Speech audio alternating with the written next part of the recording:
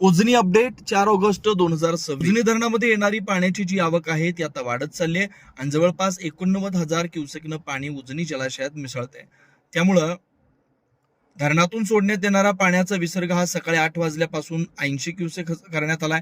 Power house 81,600 पाणी सोडलं जातंय. धरण 97.57% भरलंय आणि यामधला एकूण पाणीसाठा 115.93 टीएमसी झालाय. उपयुक्त पाणी हे 52.27 टीएमसी आहे. धरणातून सध्या मुख्य कालव्यात 2,450, याचबरोबर भीमा सीना जोड कालव्यात 900, याचबरोबर दहिगाव योजनेकरता 90, सीनामाळा योजनेत करता 200 क्युसेकनं पाणी सोडलं जातंय. दुसरीकडे वीर धरणामधून सुद्धा पाणी सोडण्याची प्रक्रिया सुरू आहे, ते अद्याप सुरू आहे आणि जवळपास 14,500 क्युसेक पाणी नीरा नदीच्या पात्रात सोडलं जातंय. त्यामुळे उजनी आणि वीर चा विसर्ग पाहिला तर जवळपास 95,000 क्युसेकनं भीमा नदी सोलापूर जिल्ह्यात वाहणार आहे.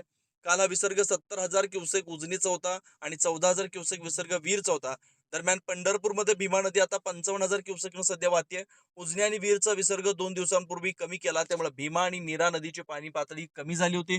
मात्र आता उजनीमधून पाणी वाढवलं जातंय, त्यामुळे पुन्हा एकदा भीमा नदीची पाणी पातळी कमालीची वाढणार आहे. त्यामुळे नदीकाठी सतर्कतेचा इशारा देण्यात आला आहे. यात सोलापूर जिल्ह्यात भीमा नदीकाठी अनेक ठिकाणी पावसाची नोंद आहे, त्यामुळे भीमा नदीची पाणी पातळी वाढू शकते. याकरता नदीकाठी सतर्कतेचा इशारा देण्यात आलाय.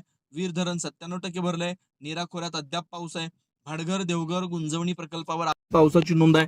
त्याचबरोबर भीमा खोऱ्यात होत असलेल्या पावसामुळे उजनीच्या पाठीमागची जी धरणं आहेत त्यातून मोठ्या प्रमाणात पाणी सोडण्यात आल्यामुळे उजनीमध्ये येणारे पाण्याची आवक आता जवळपास 90,000 क्युसेकच्या आसपास पोहोचली आहे. उजनीच्या नवनवीन अपडेट पाहण्यासाठी विठाई न्यूज चॅनलला सबस्क्राईब करा. बेल आयकॉन बटन दाबायला विसरू नका.